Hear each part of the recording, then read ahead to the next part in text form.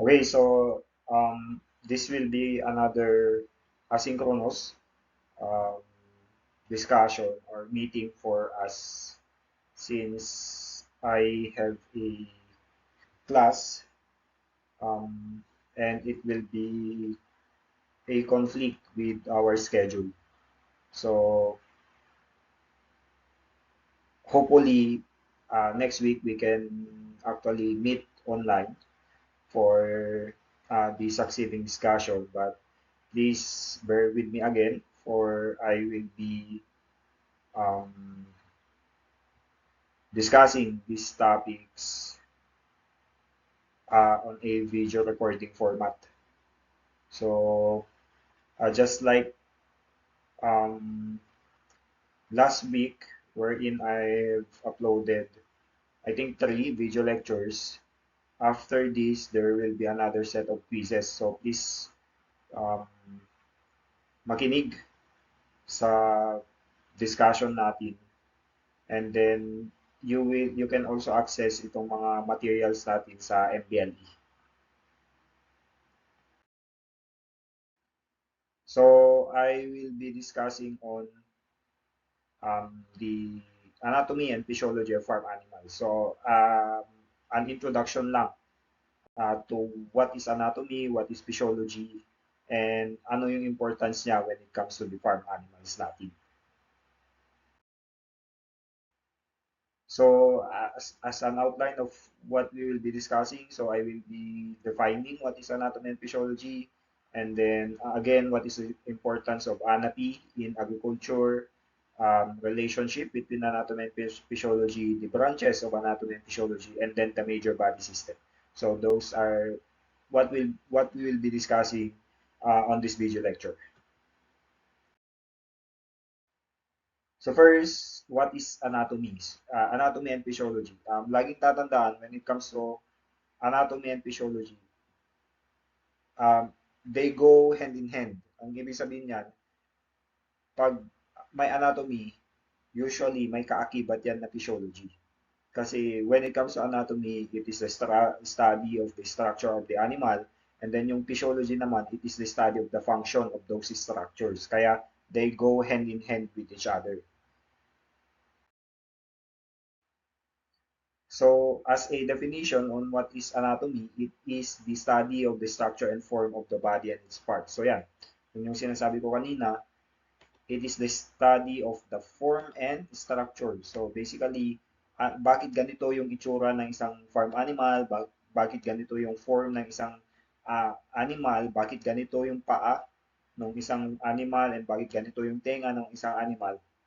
It is because, it is um, parang because of their different anatomy and yun yung parang malalaman ninyo when it comes to the anatomy. So it comes from the Greek word anatemnin or to cut up.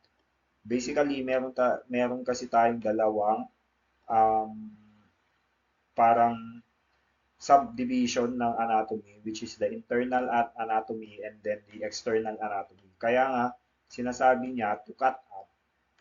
Yan, to cut para makita mo yung loob ng isang body ng isang animal. Kasi hindi lang sa labas yung tinitignan mo when it comes to studying the structure and form, dapat din tignan yung nasa loob. Kaya nga merong external anatomy and then merong internal anatomy. So, like for example, ang mga tinitignan natin when it comes to anatomy are yung bones, yung muscles, yung heart, and lungs. Yan yung mga tinitignan natin. Bakit ba ganito yung bone ng isang baboy? Bakit ba ganito yung bone ng isang kambing? Bakit ganito yung muscle ng isang cattle? Bakit ganito yung muscles? Bakit ganito yung kulay ng muscle ng isang um, chicken? So nasasagot yan lahat through anatomy. So what I said kanina, there are two subdivision ng anatomy. You have the external anatomy and then the internal anatomy. So when external, as the name implies, external, so meaning it is outside the body. So yung mga structures that are found outside the body of an animal, yun yung external anatomy nila. So, meaning, yung mga nakikita mo, like for example, naka-observe ka ng baboy, yung mga nakikita mo, those are the external anatomy. Kasi nga, yun yung nasa labas ng body ng animal. Like for example, itong nasa picture natin, yan yung mga structures. Yan yung mga part ng body ng isang baboy na kabilang sa what we call as external anatomy niya. Okay? Ngayon, hindi porket external or outside the body of the animal, hindi na siya important. So it is still an integral part of the organ system located internally. Ang ibig sabihin niyan, nakakonekta pa rin itong mga part, like for example, itong ear, itong neck, itong head, nakakonekta pa rin yan or meron pa rin yung parang relationship with the parts internally. Okay? So, basta laging tatandaan, when it comes to external anatomy, they are the structures that are found outside the body. Now you have yung internal anatomy. So, ito namang internal anatomy, yung laging tatandaan dito, it is inside naman. As the name implies, internal, inside. So, involves organs and yung mga organ system nila. Okay? So, basta laging tatandaan, nasa loob naman. So, like for example, itong baboy, pag kinat up mo, which is the definition of anatomy, makikita mo yung mga trachea, yung mga larynx, yung heart niya, yung lungs niya, mga gallbladder, yung gallbladder niya, yung liver niya. So, lahat ito matatagpuan inside the body of the animal. Kaya nga tinawag siyang kaya nga they belong to the internal anatomy of the animal. Okay? And then itong mga ito, they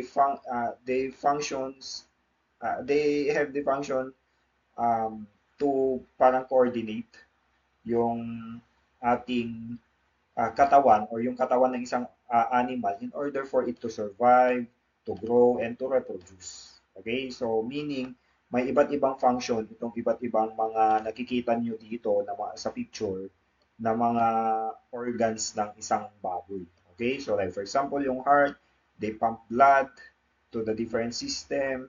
Yung stomach, siya yung nagda-digest ng mga food, mga ganyan. Okay? So, all of these are integral part or important part for the survival, for the growth and reproduction of the animal.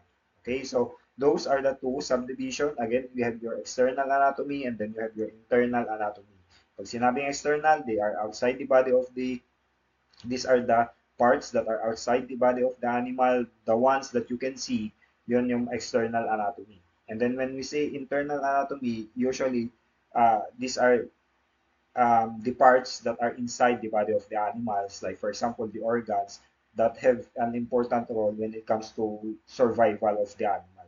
Pero again, external anatomy and internal anatomy, they both go hand in hand with each other since nakakonekta sila sa isa't isa. Okay? So overall, nasa isang branch pa rin or naiisang bubong pa rin sila ng anatomy. Okay? So again, external and internal anatomy. Okay, so alam na natin kung ano yung anatomy. Basta laging tatandaan when it comes to anatomy, it is the study ng form and structure of the animal. So basically, um, kung tatanungin mo bakit ganito yung form or bakit ganito yung structure ng isang baboy or bakit ganito yung itsura ng isang baboy compare doon sa cattle, compare doon sa goat, nasasagot yan ng anatomy. Okay? So, bakit ganito kumain yung isang baboy, bakit ganito kumain yung isang kambing, bakit ganito kumain ng grass yung isang cattle, it can be answered by anatomy. Okay? Kasi we will study yung structure at saka form nila. Ngayon, sinabi ko kanina na anatomy and physiology goes in hand. Kasi nga, when it comes to physiology, it is the study of the functions and processes of the body parts. Kung si anatomy, ini-study lang niya yung form and structure ng mga body parts. Si physiology naman, yung ini-study niya is yung function and processes of these body parts. So, like for example, yung puso, ganito yung puso, bakit ganito yung puso, that's anatomy. Pero ano yung ginagawa ng puso, that's physiology. Okay? Laging tatandaan yung difference.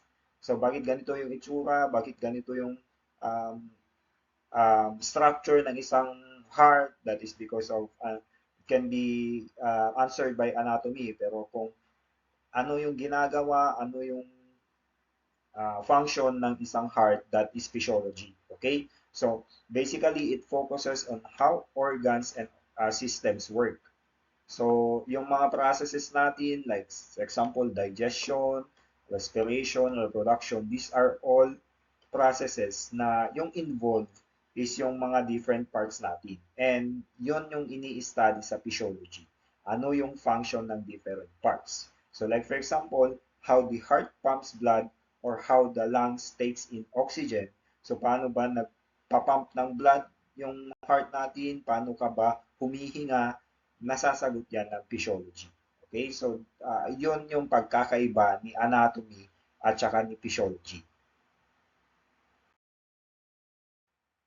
So, now we go naman kung ano yung importance. So, why do we need to study yung anatomy and physiology, especially when it comes to agriculture?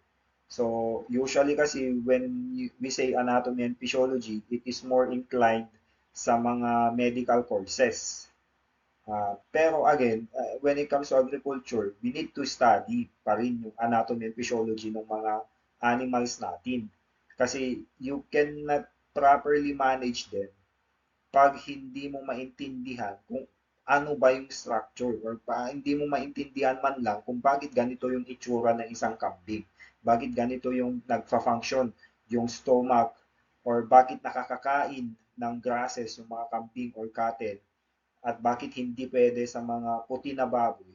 So, kung hindi mo alam yun na nasasagot ng anatomy and physiology, then hindi ka magiging effective when it comes to their management. Kaya importante pa rin na alam natin yung anatomy and physiology in agriculture. So, to further discuss on that, why do we need to study anatomy and physiology in agriculture? First, to understand animal health and growth. So, because we will study the function of the different organs, then we can associate them with how the immunity or the health of the animal as well how they grow. Okay, kaya pwede nating sabihin na we can understand kung paano yung health ng isang animal, kung healthy ba siya or sick ba siya, or we can uh, understand the growth of the animal pag alam mo yung anatomy and physiology nila. Then, second, to enhance productivity and welfare in livestock and poultry by, again, yung sinabi ko kanina, if you have uh, knowledge when it comes to their anatomy and physiology, then you can be an effective you can implement an effective management system that promotes productivity as well as welfare. Then, aside from that, we can use anatomy and physiology as a guide when it comes to feeding, to breeding, and disease prevention. And then another one, it will help us make more informed management decision in animal production if you are familiar on the anatomy and physiology of the animal that you are raising. Okay? So, yan yung mga importance ng natin. Why do we need to study anatomy and physiology? Now, yung sinabi ko kanina, when it comes to the relationship between anatomy and physiology, magkatabi yan or magkasama palagi yan. Pwede mong sabihin na you can study separately yung anatomy and physiology, pero by the end of the day, magsasama at magsasama pa rin yan. Okay? So bakit nga ba? Bakit nga ba sila kumbaga interconnected? So, when it comes to that, anatomy or yung structure kasi, siya yung nag-i-influence ng physiology or yung function. Basically, the structure of that organ influences its function. So, like for example, yung overall digestive system ng isang ruminant, kumbaga, nakakakain siya ng ng mga grasses, which is its function, nakaka-digest, nakakakain siya ng mga grasses because of the structure. Kasi merong rumen, reticulum, anyway, madidiscuss natin yan sa digestive system. Pero yun, merong rumen, reticulum, mga ganun. And because of that, nakakakain siya ng grasses. Kaya nga, nai-influence ng structure ng digestive system ng baka, yung function niya na kumain ng grasses. Okay? Then, aside from that, the shape, the size, and location of body parts affect how they work. So, basically, bakit hindi ba kayo nagtataka kung bakit, like for example, yung puso is nasa gitna ng body ng isang animal or sa body natin. It makes for more efficient pumping of blood kung nasa gitna ka. Uh, Compare doon sa pag nasa paa mo yung puso mo. Okay, mga ganun.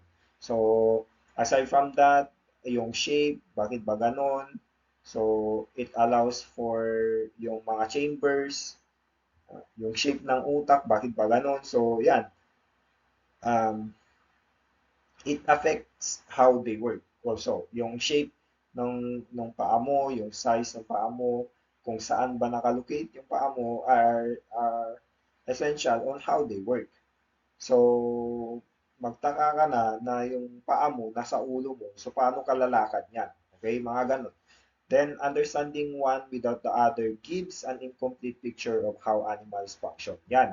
Yan yung sinasabi ko.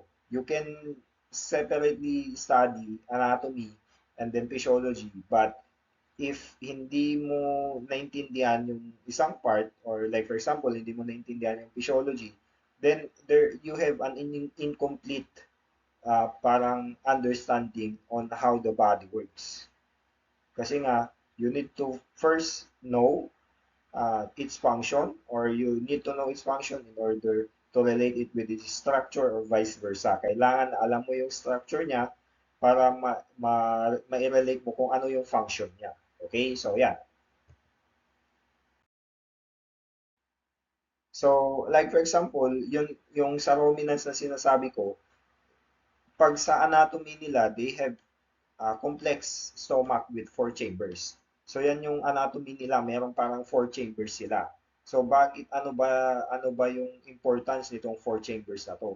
They allow for fermentation. So kumbaga kung wala yung four chambers na yun, na structure ng digestive system ng isang ruminant, hindi sila makaka-ferment. Basically, hindi sila makakakain ng grasses. Okay? So yan. Um, kaya nga tinawag siyang form supports function. Kaya, like for example, the alveoli in the lungs have thin walls and large surface area. So yan yung structure niya. Thin daw yung walls ng alveoli sa lungs, and then large surface area, basically mas marami yung contact point kung larger yung surface area. So ganito yung structure niya kasi nga it allows for efficient gas exchange. Remember that the alveoli na natatagpuan sa lungs, and yung lungs natin, yung the one is the lungs is the organ that will make us breathe, or basically siya yung nag-exchange ng gas. So, yan yung principle natin when it comes to anatomy and physiology. And why are they interconnected? Then, when it comes to the branches of anatomy and physiology, meron tayong dalawa. Basically, meron tayong main branches ng anatomy and physiology. You have your gross anatomy, and then yung isa is microscopic anatomy. So when we say gross anatomy, it is the study of the body structures that can be seen without a microscope. Laging tatandaan yan. Without a microscope.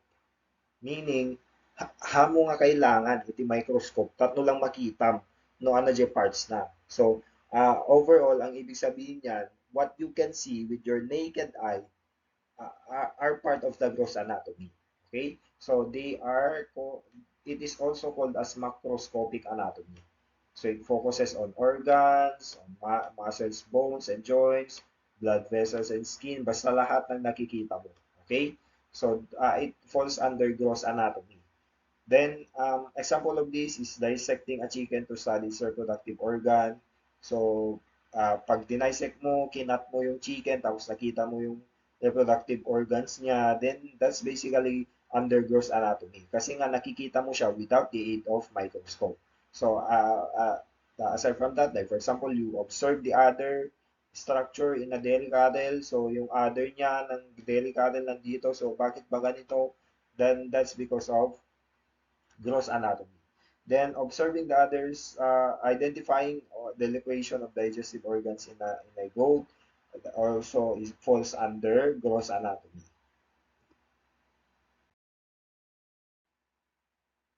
Then when it comes to microscopic anatomy naman, kabaliktaran naman ng ating um, ang tawag dito, ng ating macroscopic anatomy. So basically, the study of structures that require a microscope to be seen. So kailangan mo, hindi mo siya makikita or hindi mo siya makikita clearly pag naked eye lang yung gagamitin mo. So kailangan mo ng aid ng microscope. So there are two main subfields sa microscopic anatomy. You have histology, which is the study of tissues, and then cytology, which is the study of cells. Okay? So, itong mga tissues natin, like for example, muscle cells, liver, cells of the different body organs, all of these, hindi mo siya makikita. So, kailangan na meron kang microscope. So, that is under cytology. Pag histology naman, yung mga tissues mo. Okay? So, yan. Um, Examples in animal science, basically, you examine the damage on the tissue in the lungs affected by pneumonia, studying sperm. So, hindi mo makikita naman through naked eye yung sperm cell talaga. So, kailangan mo ng microscope. Observing muscle fibers, kailangan din, na-observe mo lang yan when you use microscope. So, those are the two main branches ng ng anatomy. You have macroscopic and microscopic anatomy. And then we have what we call as systemic physiology. So when we say systemic physiology naman, it is the study of the function of entire organ system in the body. So basically, it focuses on systems na. So yeah, may mga iba't ibang system tayo sa body ng isang animal. You have digestive system, circulatory system, reproductive system, nervous system. All of these um, have different functions and it falls under systemic physiology. Okay? So, um, when you understand how nutrient absorption affects animal growth, that is under digestive system. When you explain the estrous cycle, yung heat ng isang animal, that is under reproductive system. When you study kung paano ba nagre-respire or paano ba humihinga yung mga manok, then that is under respiratory system. So, yan yung systemic physiology natin. Then, when it comes to comparative anatomy and physiology, pag sinabing comparative, you compare. You study the similarities and differences of the structures and function across species. Ang ibig sabihin niyan kasi, um, iba yung structure. So, obvious naman, common sense naman, na iba yung itsura or structure ng isang, like for example, dito sa diagram natin, monogastric, iba yung itsura niya compared dito sa ruminant natin. So, ang importance nito is that it helps identify unique adaptations as well as guide species-specific feeding, housing, and healthcare.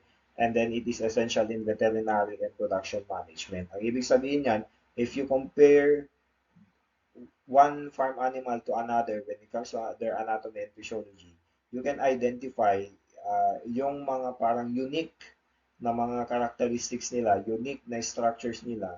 And then from there, you can parang implement or you can use it as a guide for your feeding, housing, and healthcare. So, like for example, comparing ruminant versus monogastric digestion, yung sinabi ko, or avian or bird respiratory system versus yung mammalian lungs, ano ba yung pagkakaiba nila, um, Another one is yung gestation length and reproductive anatomy in pigs and goats. All of these are comparative anatomy and physiology.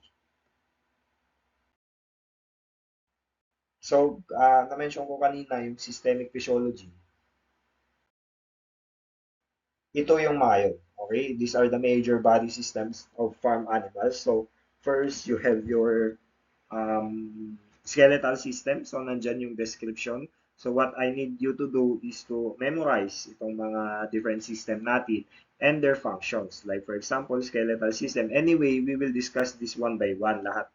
So, there will be a separate topic for this. Pero, pasadaan na lang natin. Pag sinabing skeletal system, usually siya yung nag-a-allow for movement together with muscular system.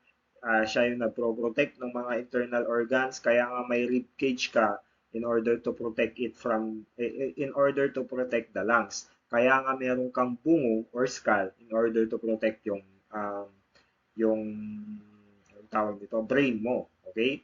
So, and then it supports the body. Ang ibig sabihin niyan, hindi tayo magmumukhang tao na ganito yung itsura kung wala yung mga bones natin. Then, another one, muscular system, siya rin yung nag-enable ng movement as well as posture mo, as well as muscle contraction. Ang ibig sabihin ng muscle contraction, basically your movement. Hindi mo magagalaw yung mga fingers mo without muscle contraction. So, yun yung importance ng muscular system. Then, for digestive system, basically, what it do is digestion. Siya yung nagda-digest, kumbaga. Okay? Um, siya yung nag-breakdown ng mga kinain mo. So, bakit ba tayo kumakain? In order to absorb yung energy, yung nutrients na mako-convert into energy para may energy tayo. So, dyan papasok si digestive system. Then you also have circulatory system. Yung ginagawa naman ng circulatory system, siya yung nagtransport ng blood, oxygen, nutrients, and other substances like hormones throughout the body. Kailangan kasi ito, kailangan ng yung blood kasi it carries the oxygen. So, it also carries the nutrients. So, yung nagtransport ng mga yun papunta sa different na mga organs natin is the circulatory system. Then, you also have respiratory system, like for example, siya naman yung nag-bring ng oxygen and siya yung nagre-remove ng carbon dioxide pag humihinga tayo. So, doon pa lang na description niya, alam mo na kung anong main organ niya, you have your lungs. Nervous system, siya yung nagpo-control. So, basically, bakit ka nag-aaral, um, bakit ka humihinga, mga ganun lahat na, that is because of nervous system. Siya yan nagpo-control. Siya din yung nagdi-dictate kung ano yung mga mai-release na mga hormones. Okay? Then, reproductive system, ang main function nito is for reproduction, para magparami. Sa integumentary system naman, it um, protects the animal from body injury. So, basically, yung nasa external anatomy na mga parts, it can be a part of integumentary system. So, like for example, yung skin, yung hair, yung feathers, mga ganun. And then urinary system removes waste from the blood and maintains water and salt balance. So, diyan papasok yung pag urinate mo, yung pagbuo ng urine, mga ganyan. And then endocrine system produce hormones that regulate growth, metabolism, and reproduction. Sa endocrine system, unique ito in such a way na meron sa kumukuha siya or merong mga parts from other system na kasama din sa endocrine system. Like for example, yung pancreas na nasa digestive system, kasama din sa endocrine system. Yung brain mo na nasa nervous system is kasama din sa endocrine system. So, kasi nga, they are the ones, ito yung mga glands natin that produce yung mga hormones for growth, metabolism, and reproduction. Okay? So, those are our major body system of the farm animals. What I need you to do is to um, tawag nito, is to memorize itong mga to. So, yan. So with that, I do hope na meron kayong natutunan when it comes to anatomy and on the introduction of anatomy and physiology. So dapat alam nyo na yung definition ng anatomy, alam nyo na yung mga branches, alam na din ninyo yung physiology, yung definition niya, ano yung mga nasa systemic physiology, and ano yung mga description nila. So again, this will be the end of the first part of the video lecture. Um, expect another quiz, another set of quiz for this. Okay, so please, kung mayroong mga katanungan, please message me. Pero I do apologize pag late akong nagme-message kasi medyo mahina yung internet dito sa um, dito sa amin. So um, baka hindi ko ma-replyan. And then aside from that, when it comes to the MVLE, please i-refresh yun. So there should be no reason na hindi kayo makakatake ng quizzes or any other activities. Kasi nga yung mga iba, pwede namang makatake or nagte-take naman. So meaning hindi problema ng system yon. It is your own problem.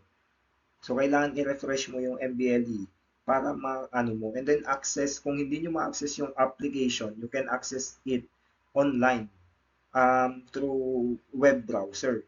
So, again, ilang quizzes na to, may mga nagme-message pa rin sa akin na hindi sila naka-quiz because handa ka nung ma-open. Frankly speaking, baka nga hamo talaga in-open or nalipatan lang na nag-take the quiz ta iras-rason mo nga ma-DT quizzes, ma-DJ MBLE. Okay? So, please, I do not expect any messages or inquiries again relating to your quizzes. Dapat at this point, alam mo na yung gagawin. Okay? At this point, alam mo na kung paano i-take yung quiz. So, um, please, pakitignan yung mga MVLE accounts ninyo.